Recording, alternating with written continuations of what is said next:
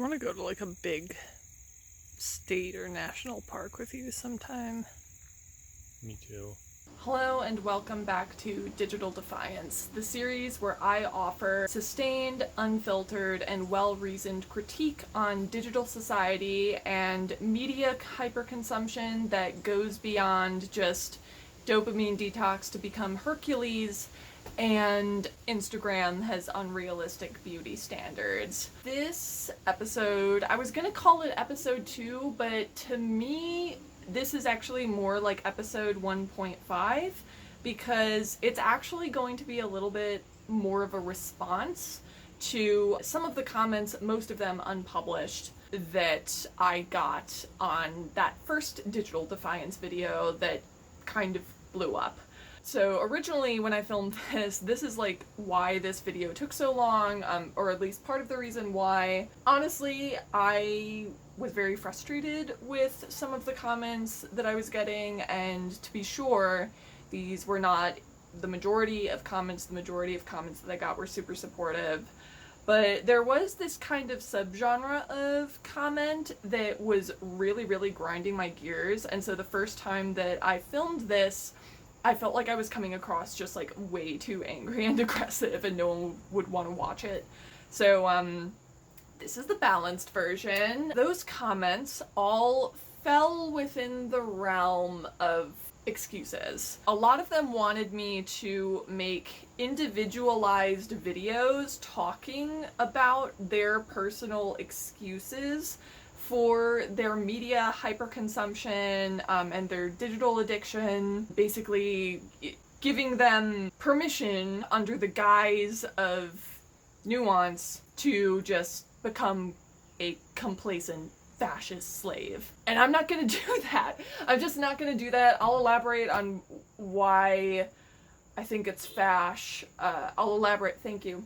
I will elaborate on why I think it's fash to give in to these impulses at some point in this series. Yeah, I basically am going to just make this one video talking about all of those excuses for hyperconsumption of media, overuse of digital entertainment, etc. Before I get into that, I wanted to offer just like a quick update on how things are doing in terms of like my own attempts to move away from that kind of lifestyle. And this is kind of the other half of why I took so long to get my act together with this video, is because putting out the first video triggered a relapse because the video got so big that it immediately induced me just hyper-compulsively checking the comments on it and the analytics. I honestly felt very nervous to be away from watching that video blow up because I got scared that it would get so big and that I wouldn't know it and that I would just be walking around like clueless to whatever was happening with it. And the thing that I've kind of taken away from that is that if you give an inch, social media will take a mile. And it's not even just social media, it is also digital entertainment. I'm starting to kind of think that the very accessibility of entertainment is what the problem with it is. I just think we have way too much variety readily available to us all the time. It's not that listening to music is bad, it's that there is something innately toxic about having every single song you could ever possibly imagine always available to you at all times. That's kind of been where I've been at with that. I have been finding that one of the hardest things is mediating consumption, because it's funny, sometimes I just find myself slipping into a it's fine mindset. Whatever, it's fine with it. And every fucking time I feel like shit after I overuse and I overbrowse. So that is like one thing I guess to kind of watch out for, is just try to, like, when you snap out of it, because there are moments when you snap out of it, make sure that you readily push it away from you. Because for me, like, it's sometimes I just like find myself looking at stuff where I'm like, why am I looking at this? And then I think back And I can't remember any decision process that led me to looking at it. I just kind of blacked out for a second and started looking at celebrity gossip, and then it's like 3 hours later and I'm still there. And then let's see, other stuff. My phone screen time is down to like an hour a day. My most used apps are my music player, my offline music player, I should say, and Google Maps, both of which have the screen on when I am using them when I'm driving places. So without those taken into account, my daily phone screen time is probably more like 30, and of course I film on my phone, so that factors in as well. My daily screen time is probably more like 30 or 45 minutes. Part of the reason that I've been feeling discontented with my progress so far, though, is because I still do a lot of like compulsive micro-checking, where I will just like kind of without thinking pull up, whatever bullshit just to glance at it, pull up my analytics just to glance at it, and of course, like, find nothing entertaining ever, and then just turn it off right away. And so those do not end, like, they don't add up to a lot of screen time, but they still disrupt the thought process, and the lingering urge to check in that way. It's almost like a mental screen time because your thoughts are not fully there in the present. And so I think that reducing screen time is not even necessarily the end goal. And I don't know. That compulsive checking is potentially a great argument for cold turkey. Because even if your screen time is only 10 minutes a day of those micro checks, that is 10 times a day that your thoughts were disrupted by that urge, even if you didn't actually spend a lot of time looking at your phone.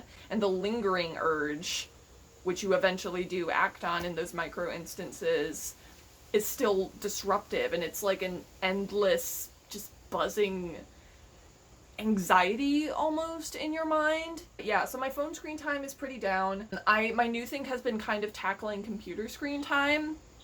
I have found that my 30 minutes of allotted internet browsing is actually, like, plenty. It's crazy, but literally every single time I have allowed myself that, I have gotten bored before I got to 30 minutes of browsing, once I had permission to browse. It's crazy, but I've just been starting to become maybe a little bit more interested in, like, the day-to-day mundanities of my life over even very exciting things online. I can't say that I've been more productive, actually, because not hyper-consuming has actually made me more aware of my own exhaustion. I have honestly just been sleeping more and getting my workouts in more regularly. And then the last thing that was just kind of an interesting tidbit that I figured out is I figured out that part of the reason why I compulsively listen to music when I'm in the car, as in not like feeling like I want to listen to music while I drive around, but just like kind of automatically putting it on, part of the reason that I do that is because I am scared that if I do not put on music while I am driving in the car, that I will hear my car making some kind of noise and it is going to cause me stress in my life, which is ridiculous, because if I heard my car making a noise, it would be better for me to find out about it sooner rather than later so that I could go get it fixed before it gets worse. But instead, to avoid anxiety in the moment and kick the can down the road so I can deal with it later, I compulsively put on music to hopefully suppress that stressor for even one more day. Very interesting stuff. I have been enjoying going on drives with the car windows down and no music playing. That is really, really nice, actually. So, highly recommend. Without further ado, let's get into y'all's fucking excuses here. It's crazy that a lot of these are honestly just topics of the time, right? They're stuff that is like very trendy to talk about right now, and I like appreciate you guys suggesting me make videos on these things that the algorithm no doubt will love, because everybody seems to want to hear video essays on this kind of shit. In fact, I think all of the reasons that you guys gave are bullshit. I'm so sorry, but I think that they're bullshit, and I think it is people fishing for excuses not to face their own life and not to try to actually get over this shit. These are your excuses for surrendering to the realm of the Black Mirror. The first one is the loneliness epidemic. So people have said, I would appreciate if you would talk about like overuse of social media and entertainment consumption in the context of the current loneliness epidemic. I really don't get this at all, because when you, in response to the current loneliness epidemic, sink deeper into the realm of the Black Mirror, you therefore are sinking deeper into the very isolation that is driving the loneliness epidemic. I don't get it. Curiously, I don't remember there being a loneliness epidemic before social media got super big. Curiously, I actually remember the loneliness epidemic starting to be a problem after social media got really big. When you retreat into hyperconsumption of media and social media as a response to the loneliness epidemic, you also therefore perpetuate the loneliness epidemic. So you are just like surrendering to it forever. Some people have like brought up, I listen to television or podcasts of friends hanging out because I am very lonely and I don't have friends to hang out with. Honestly, like, I do understand this as a coping skill because I have literally done this in the past. However, I always reached a point where I was like, listening to other people hanging out with friends is making me depressed because I don't want to listen to other people hanging out with their friends. I want to have that for real for myself in my own life. I do not want to be a silent watcher of this conversation between people.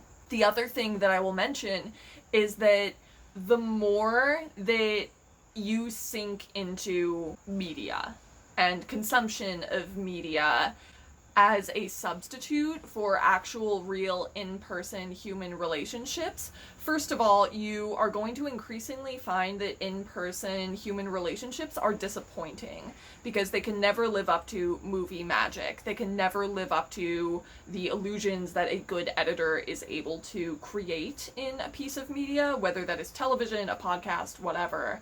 Real life friendships and relationships are problematic. They're problematic, they're often mundane, and they're often boring. Like, you will have so many, like, in your real life, you will have so many just, like, okay, and, like, maybe even slightly tedious hangouts with friends. But unfortunately, that tedium is necessary to forming human relationships. If you increasingly, like, sink into hyperconsumption of media as a way to cope with your own loneliness, first of all, that means there are fewer people for those of us who don't want to live in the Black Mirror. There are fewer people for us to meet. And second of all, you are also likely going to increasingly find yourself separate from real world relationships, and it will get harder and harder for you to find those satisfying enough. And so you will be stuck in this kind of permanent shadow world of almost having what you want and being able to listen to other people talk with their friends, but always for the rest of your life having this, like, nagging sense of, like, but what if I wanted that for myself? It is much better to realize that you are lonely and that you have a problem and immediately cut it off right there and say, well, I'm not gonna cope. I am actually gonna try to fix the problem now. Like, I needed to fix this problem yesterday. I'm gonna fix it now, or at least try to, rather than just, again, kicking the can down the road and coping, consuming things that are just going to make it harder and harder for you to relate and feel fulfilled by real people. The other thing that I will say is that I get especially, honestly, kind of pissy about this argument because I feel lonelier in the world knowing that there are so many people who media consumption is their only personality and I will never be able to relate to them. Because the more time that you spend online and hyper-consuming media, the more prone you are to absolutism in your beliefs, the more irritable you will be, and you may be like, oh, that doesn't affect me. Listen, I am telling you that as someone who has been slowly tapering off their digital consumption for quite some time, even before I started this whole journey this time around, I can kind of always tell without somebody telling me if they have social media, especially if they are a hyper consumer. It is very obvious. They always have this jitteriness to them. There is this kind of feverish thing in their eyes that is different from what everybody else has. They often talk very performatively. They are not good conversation partners. They don't make real jokes. They repeat things that they have seen online that are just not funny in real life. And they are very, very prone to political extremism. And they, frankly, are often very intimidating to interact with because they are prone to blowing up on you over nothing a lot, and they are often very loud and very righteous when they blow up on you.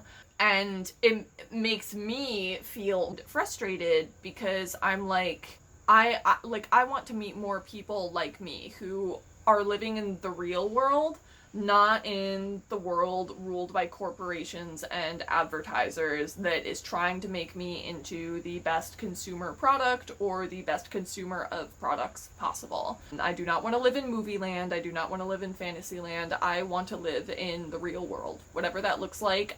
Because I want things for myself in my life.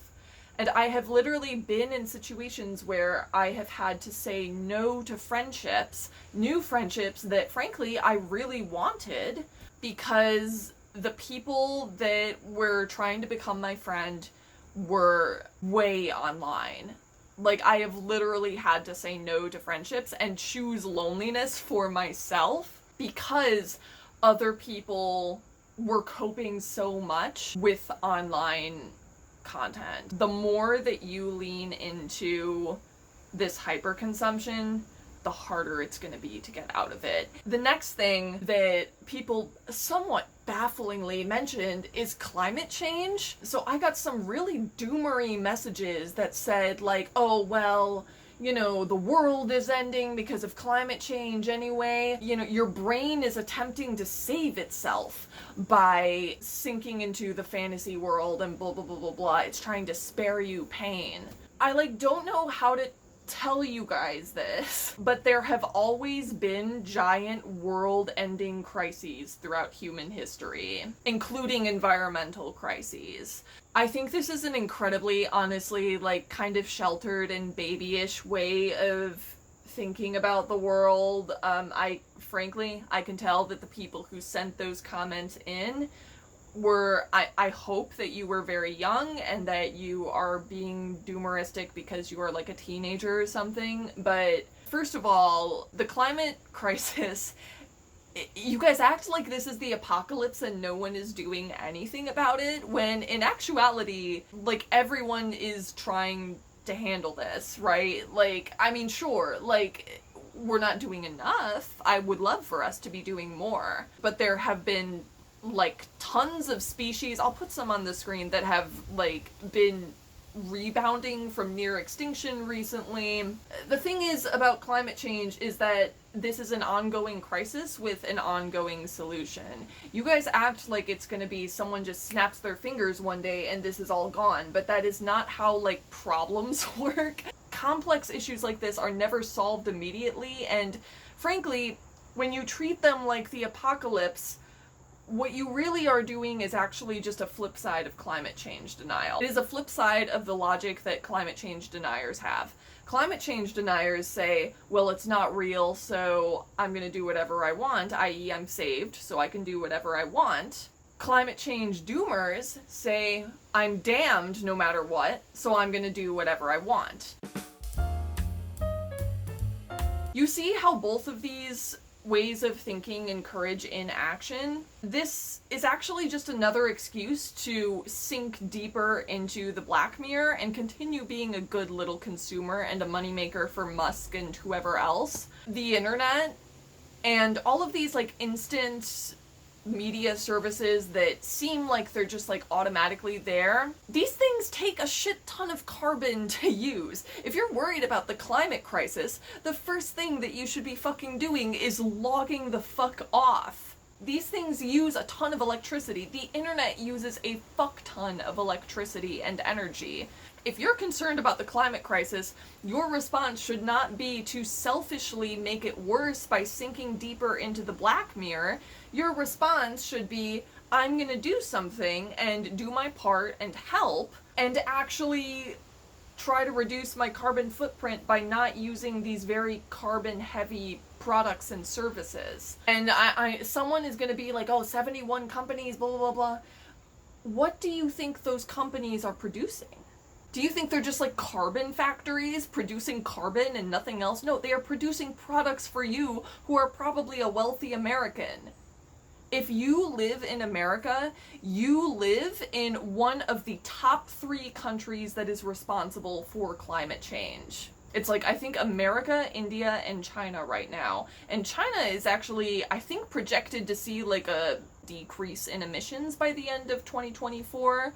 If you are in America, it actually is your problem as an individual to try to help with this crisis. And it is a total cop-out to just say, oh, we're all gonna die in a few years anyway, blah, blah, blah, so I might as well just do whatever the fuck I want. Just admit you want to do the $500 Shane haul. So no, climate change is not a reason to continue being a hyper consumer. Okay, this next one, I literally don't get. I don't get this one. The disappearance of third spaces. I am convinced that this is like some kind of psyop that was created on YouTube or on Tumblr to try to encourage people to stay inside and use their devices more and order more DoorDash and order more products to try to amuse themselves from within their home. What do you mean there is nowhere for you to go but your own house? I mean, I'm sure there's gonna be someone in this audience that is like, well, you know, I live in Southside Chicago and I can't go outside because I'll get killed. Well, I'm not talking to you then if that's your life. There are no cafes near you, no libraries, no parks, no hiking trails, no movie theaters, no restaurants, no clubs, no bars. What mythical third spaces are you guys talking about disappearing?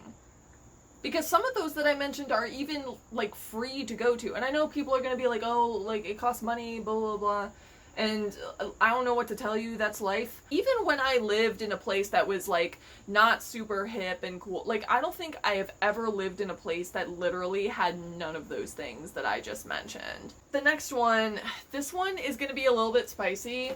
But there have been some people that have been like, I have been using these things for so long that my brain chemistry has been rewired to need constant stimulus. And then, of course, there were people discussing whatever diagnoses they bullied their therapist into giving them. I am the wrong person to make this argument to. This is probably going to upset some people, but I am psychiatry critical, and that is based upon me being aware of the fact that psychiatry is based in a very long history of racism, sexism, and homophobia, and more broadly enforcing compliance among people who do not conform. The care of people who have severe mental health ailments has long been kind of secondary to that. And frankly, my own experiences, I've been in therapy for a very long time, on and off.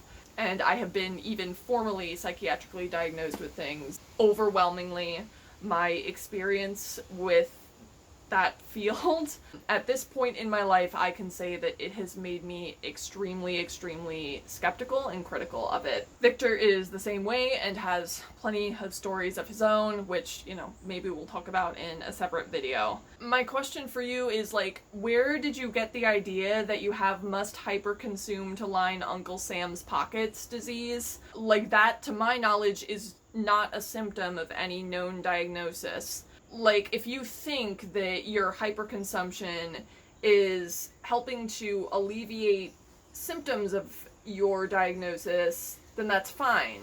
But are your symptoms getting better? Because if your symptoms are getting better, then sure. Like, you can treat yourself that way. Like, who am I to tell you not to?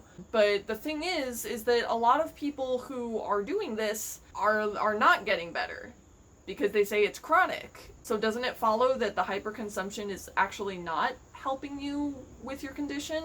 I mean, the definition of insanity is doing the same thing over and over and over again with the same result. Might it not be worth at least trying something different? I mean, if you're happy with what your life looks like when you're hyper-consuming to cope with whatever ailment you think you have, then you're happy. But every single person that left me a comment like this was like, I really want to stop and I know it's unhealthy, but I need to because of this diagnosis. I think you are using your diagnosis as an excuse to hide from your life. If you're doing something that is making you feel bad, regardless of whether or not it has your diagnosis as the reason behind it, then you should stop doing it. Don't do stuff that you feel is bad for you and is unhealthy just because you have some notion that you are helpless to stop doing it because of your diagnosis. Imagine if someone was like, oh, but drinking helps me with my depression. I can't stop drinking because my depression tells me to drink. It's still not healthy. And you still need to find a way not to do that because it is bad for you and it is negatively impacting your quality of life, regardless of whether you have depression or not. Okay, this is the last one that I got, and it's kind of similar to some of these other ones that I've talked about. It's the, my life sucks, so I must hyper-consume. That's kind of crazy, because when my life sucks, I see it as imperative for me to try to make my life better. Like, I got some comment from a guy that was just listing, like, all the problems of his life, and, like, how, he was 20-something and had never had a girlfriend, and this, that, and the third, and it's like, you should be at a bar right now. You are literally just getting older and older by the second, and you still haven't had a girlfriend. Why are you commenting on this fucking video? And why are you, like, trying to justify your choice to isolate yourself instead of actually just going out and trying to find a girlfriend? Do you guys always submit this easily? And if you do, can you please transfer the entire contents of your bank account to me? Where is your resilience? And there's gonna be someone that's like, well, I was born with glass bones and paper skin, and I have 36 different types of cancer, so I need to use it. Like, oh, okay, well, I wasn't talking to you then. But, like, to some extent, every single person has at least a little bit of free will and control over their circumstances. I don't understand why you're complaining if you refuse to even, like, try to actually make your life better. The only, like, 100% chance that your life will not get better is if you resign yourself to it and refuse to even attempt to try anymore.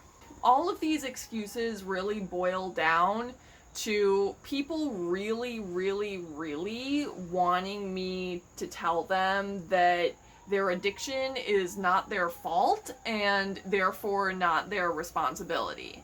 And I am here to tell you something that I actually heard from a really weird source. The person that I heard this from, literally like a manosphere influencer that I was hate watching at the time, he was 100% right about this one thing. And he said that just because something is not your fault doesn't mean it's not your responsibility. If someone comes into your house and they spill loneliness epidemic all over your floor, that may not be your fault to clean that mess up, but it's still your responsibility because it happened in your own house and in your own life. And your life is literally your responsibility. It is your responsibility to make your life into something that makes you happy to live it every day, or at least content with it. The reason that I mentioned, like, being a fascist slave at the beginning of this video is because what the other thing that a lot of these excuses and the results boil down to is complacency, and refusing to push back on the urges to use these products that, frankly, we all know at this point are making society worse and that make us all feel terrible. Social media and hyperconsumption of media, the epidemic of convenience, has made society more lazy. It has made people more entitled. It has bolstered extremism wherever it has landed. It has made us all more lonely. You wanting me to cite all of these societal ills and talk about all of these societal ills so that you don't feel like it's your fault or responsibility to break away, that feels like capitulation to the corporations that developed these technologies and that have unchecked been allowed to completely restructure society through these technologies. And if you are looking for capitulation or submission, you will not find that in this series. I am not going to bend and offer them an out, and offer you an out, and offer myself an out from taking responsibility for my own life, and therefore finding a way to live life that is fulfilling and happy for me under the guise of a nuanced discussion. That is not what this is. Sometimes you need not nuance. Like, sometimes you do need an extreme opinion in order to give yourself the emotional strength to carry forth with difficult tasks. And the difficult task that this series is focused on is getting us all to a place where we are not mindless consumers and not mindless automatons under the will of powerful entities. It is important to break away so that we can all start thinking as individuals again, and start relating to each other again, and start having a real culture and a society again, start having manners again, start having real hobbies and passions and things that we care about again, start fighting for the things that we believe in again.